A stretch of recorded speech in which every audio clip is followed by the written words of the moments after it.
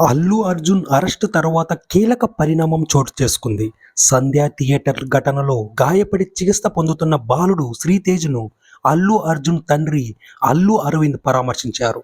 శ్రీతేజ్ కుటుంబ సభ్యులతో మాట్లాడిన ఆయన ఆరోగ్య పరిస్థితిపై కిమ్స్ వైద్యులతో చర్చించారు. సంధ్య థియేటర్ ఘటన దురదృష్టకరమని, రేవతి కుటుంబాన్ని పూర్తిగా తాము ఆదుకుంటామని అల్లు అరవింద్ హామీ ఇచ్చారు. ఈ ప్రభుత్వం మాకు పూర్తి స్థాయిలో సహకారం అందించిందని అన్నారు.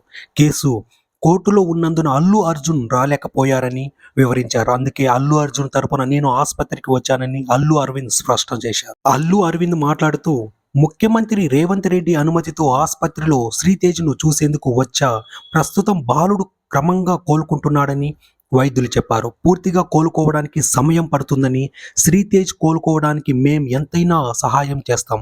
తను సంపూర్ణ ఆరోగ్యంతో తిరిగి రావడానికి ప్రభుత్వం సహకరిస్తామనడం అభినందనీయం. చాలా మంది అభిమానులు, బంధువులు, స్నేహితులు అల్లు అర్జున్ ఎందుకు హాస్పిటల్కు వెళ్లి పరామర్శించలేదని అడుగుతున్నారు. అల్లు అర్జున్ హాస్పిటల్కు రాకపోవడానికి కారణం ఉంది. సంధ్య థియేటర్ వద్ద తొక్కిసలాట జరిగిన మరుసటి రోజే ఆసుపత్రికి అల్లు అర్జున్ వస్తానని అనుకున్నాడు. కానీ కిమ్స్ హాస్పిటల్ వైద్యులు వద్దని వారించడంతో రాలేదు.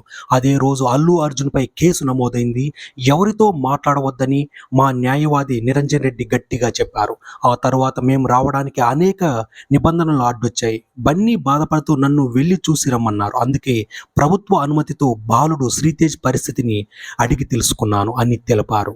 ఈ నెల 5న అల్లు అర్జున్ నటించిన పుష్ప 2 మూవీ థియేటర్లో విడుదలైంది. అయితే ఒక రోజు ముందే ఈ మూవీ ప్రీమియర్ షోలు ప్రదర్శించారు. ఈ సందర్భంగా బన్నీ హైదరాబాద్ ఆర్టీసీ క్రాస్ రోడ్లోని సంధ్య థియేటర్లో సినిమా వీక్షించారు. అదే సమయంలో ఫ్యాన్స్ దూసుకురావడంతో ఒక్కసారిగా తొక్కిసలాట జరిగింది. ఈ తొక్కిసలాటలో రేవతి అనే మహిళ మృతి చెందగా ఆమె కుమారుడు తీవ్ర గాయాలతో ఆసుపత్రిలో చికిత్స పొందుతున్నాడు. ఈ ఘటనపై కేసు నమోదు చేసిన పోలీసులు ఇప్పటికే అల్లు అర్జున్ను అరెస్టు చేశారు. అయితే ఆయనకు హైకోర్టు మధ్యంతర బెయిల్ ఇవ్వడంతో విడుదలయ్యారు.